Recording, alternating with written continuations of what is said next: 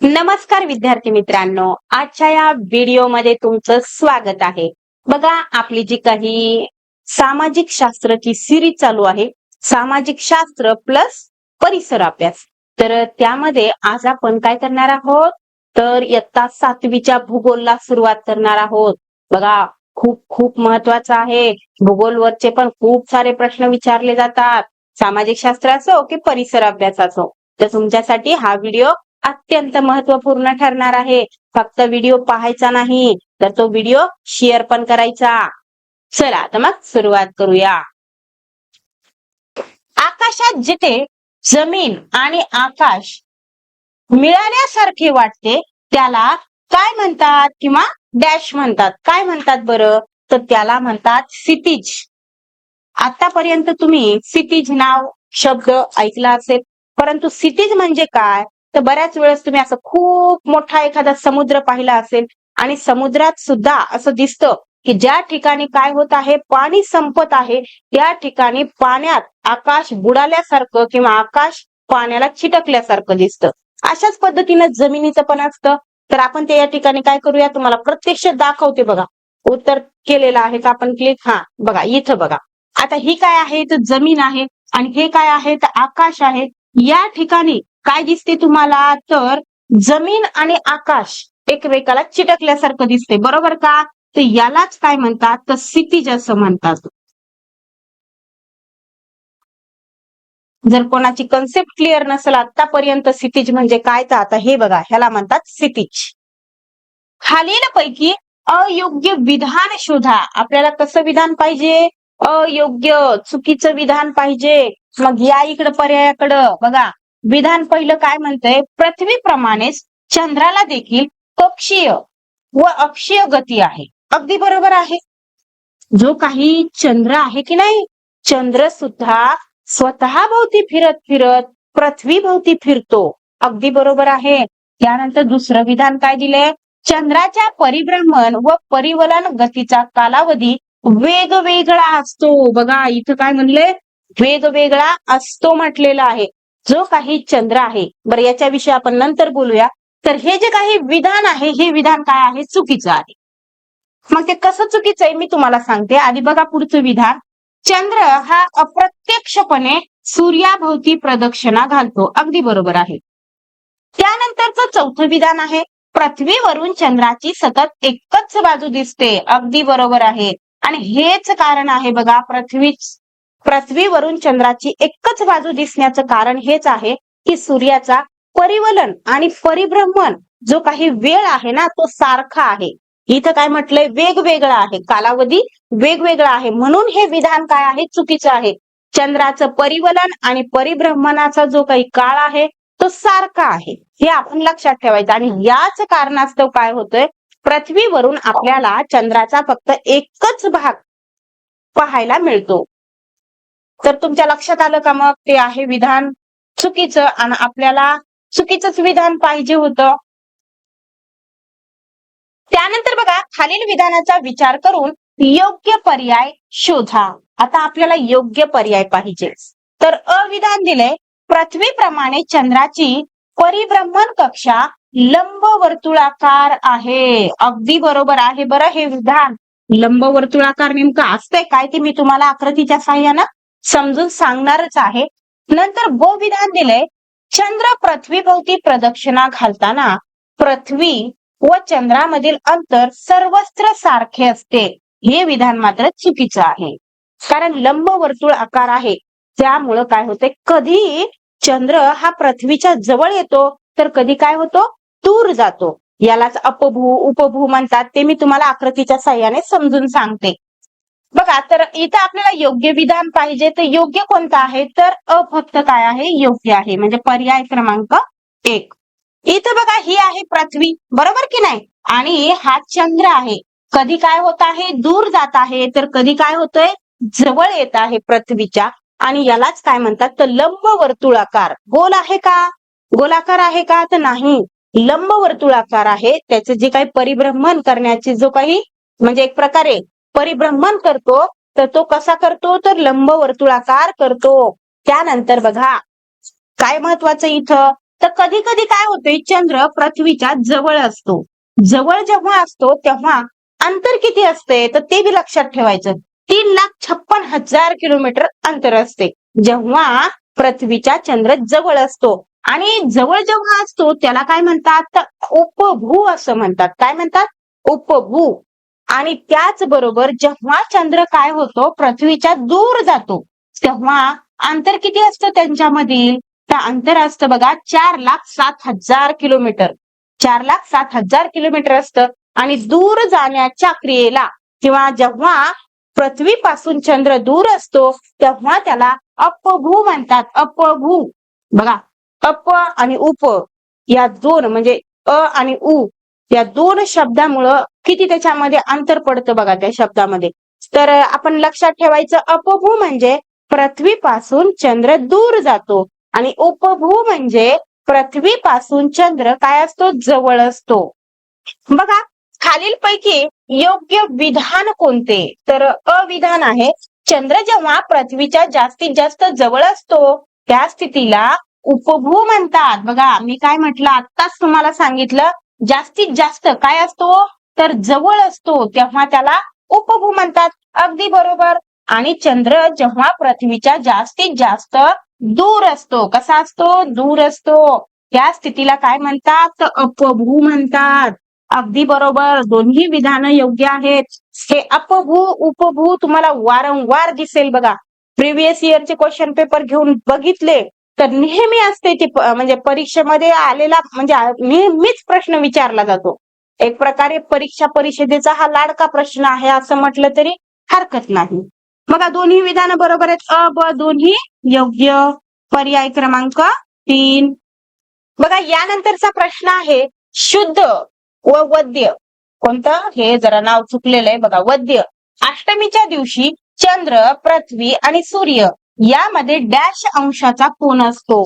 तर किती अंशाचा कोन असतो, तर तो असतो बघा 90 अंशाचा कोन. तर ते आपण आकृतीच्या साहाय्याने काय करूया, समजून घेऊया. हे काय आहेत, सगळे अंशामध्ये दिलेले आहेत. तर पर्याय क्रमांक 2 हे काय आहे, योग्य उत्तर आहे. तर कसं, इथं पहा बरं. बघा, इथं दिसेल तुम्हाला. तर हे बघा, इथं आहे वद्य अष्टमी, बरोबर.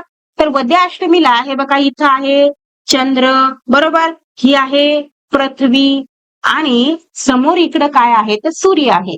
तर एकंदरीतच यांच्यामध्ये कोण कितीचा होतोय, तर 90 अंशाचा होतोय, बरोबर की नाही, 90 अंशाचा. त्याचप्रमाणे शुद्ध अष्टमीला म्हणजे शुक्ल पक्षामध्ये पण तसंच होतंय बघा.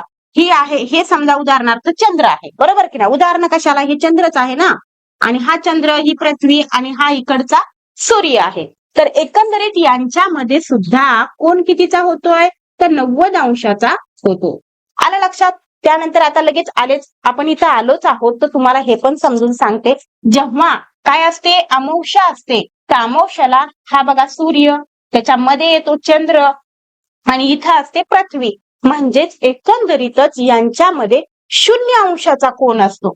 कितीचा, 0 अंशाचा. आता इथं जसं की मी प्रश्न बनवलाय, वद्य आणि म्हणजे शुक्ल पक्ष आणि दुसरा कोणता, वद्य पक्ष किंवा, बरं जाऊ द्या, मी आता प्रश्न बनवला आहे की कृष्ण पक्ष आणि शुक्ल पक्षाला एकंदरीत कोण कितीचा असतो, सूर्य, चंद्र आणि पृथ्वीमध्ये, तर तो असतो बघा 90 अंशाचा, बरोबर. ते आपण इथं पाहिलं. पण यदा कदाचित जर तुम्हाला विचारलं की अमावस्येला सूर्य, चंद्र आणि पृथ्वी यांच्यामध्ये कोण कितीचा असतो, तर तो कोण असतो बघा 0 अंशाचा, बरोबर. त्याच्यानंतर जर तुम्हाला यदा कदाचित जर परीक्षा परिषदेने प्रश्न विचारला की पौर्णिमेला चंद्र, सूर्य आणि पृथ्वी यांच्यामध्ये कोण कितीचा असतो, तर बघा इथं आहे पौर्णिमा, बरोबर. तर पौर्णिमेला काय होते बघा, ही आहे, हे काय आहे, तर ही आहे पृथ्वी, त्याच्यानंतर हे आहे चंद्र आणि इथं आहे सूर्य. तर एकंदरीतच बघा, जे काही अंतर आहे ते असं म्हणजे एकंदरीतच कोण कितीचा बनायला लागला, ते 180 अंशाचा कोन. कधी बनतो, तर पौर्णिमेला बनतो. आता अशा पद्धतीनं तुम्ही एकंदरीत अमावस्या, पौर्णिमा, शुक्ल पक्ष आणि कृष्ण पक्ष याचं सर्वांचं लक्ष ठेवायचं. तर बघा, शुद्ध अष्टमी म्हणजेच काय, तर शुक्ल पक्ष आणि वद्य अष्टमी म्हणजेच काय, तर कृष्ण पक्ष. जिथं काय असतं तर कृष्ण पक्षामध्ये अंधार असतो बघा, आणि शुक्ल पक्षामध्ये रात्रीला काय असतं तर सूर्य म्हणजे चंद्र असतो, आणि चंद्रामुळे काय पडतो तो उजेड पडतो. चंद्र प्रत्येक परिभ्रमणादरम्यान पृथ्वीच्या परिभ्रमण प्रतलाला डॅश वेळा छेदतो. तर किती वेळा छेदतो बरं? तर 2 वेळा छेदतो. किती वेळा? 2 वेळा. हे बघा इथं, ही आता पृथ्वी काय, हे आहे बघा सूर्य, बरोबर की नाही? ही आहे पृथ्वी आणि ही आहे चंद्र. तर सूर्याची प्रदक्षिणा कोण घालते? पृथ्वी घालते. आणि पृथ्वीची प्रदक्षिणा कोण घालते? तर चंद्र घालते. म्हणजेच ही जी काही पृथ्वी आहे अशी फिरत असताना या ठिकाणी म्हणजे या ठिकाणाहून निघून परत या ठिकाणी येईपर्यंत चंद्र पृथ्वीला 2 वेळा काय करतो? प्रदक्षिणा घालतो किंवा छेदतो. हे बघा प्रश्न असाच विचारलेला आहे, प्रतलाला किती वेळा छेदतो? तर किती वेळा? 2 वेळा. आणि एकंदरीत जर यदा कदाचित तुम्हाला विचारलं की पृथ्वी आणि चंद्र यांच्यामध्ये किती अंशाचा कोन असतो, तर या दोघांमध्ये असतो बघा 5 अंशाचा कोन. आता एवढं तुम्ही लक्षात ठेवायचं. पुढे जाऊया. तर बघा विद्यार्थी मित्रांनो, प्रश्न विचारलाय, खालील विधानाच्या संदर्भात अयोग्य विधान किंवा अयोग्य विधानाचा पर्याय निवडा. बघा विधान दिलेत, पृथ्वीची परिभ्रमण कक्षा व चंद्राची परिभ्रमण कक्षा नेहमी एकाच पातळीत नसतात. तर अगदी बरोबर आहे, कारण की चंद्राची परिभ्रमण कक्षा आणि पृथ्वीची परिभ्रमण कक्षा ही वेगवेगळी असते, वेगवेगळ्या पातळीत असते. म्हणजेच दोघांना सारखा वेळ लागत नाही. त्यानंतर बघा ब विधान आहे, चंद्राची परिभ्रमण कक्षा पृथ्वीच्या परिभ्रमण कक्षेशी 90 अंशाचा कोन करते. किती अंशाचा? 90 अंशाचा कोन करते. हे विधान काय आहे? चुकीचं आहे. आपण मगाशी पाहिलं ना, किती अंशाचा कोन करते? तर 5 अंशाचा कोन करते, बरोबर की नाही? म्हणून हे विधान काय आहे? चुकीचं आहे. आणि आपल्याला कसं पाहिजे? अयोग्यच पाहिजे. म्हणून आपलं उत्तर काय? तर फक्त ब, पर्याय क्रमांक 2.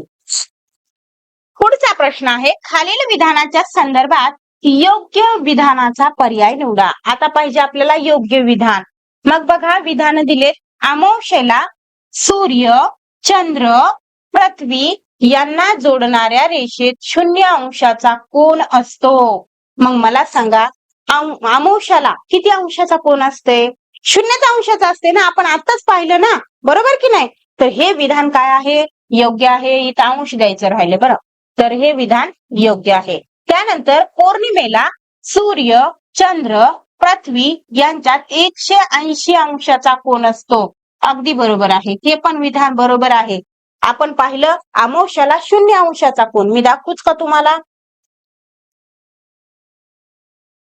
हे बघा इथं अमावास्याला काय आहे? 0 अंशाचा कोन आहे. आणि पौर्णिमेला काय आहे? तर 180 अंशाचा कोन आहे, बरोबर की नाही?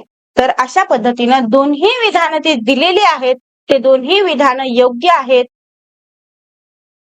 तर उत्तर काय येईल मग? अ ब दोन्ही योग्य, पर्याय क्रमांक 3.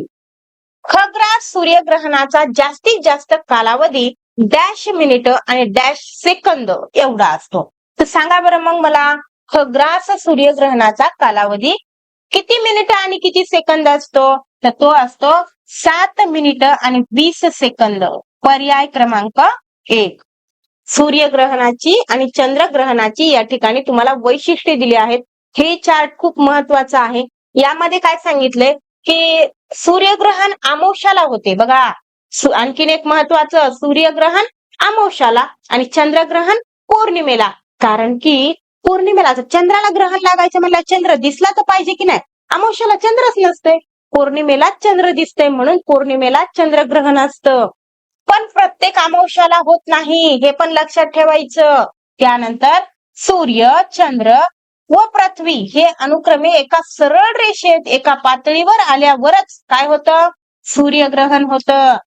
त्यानंतर आहे, खग्रास सूर्यग्रहणाचा जास्तीत जास्त कालावधी किती?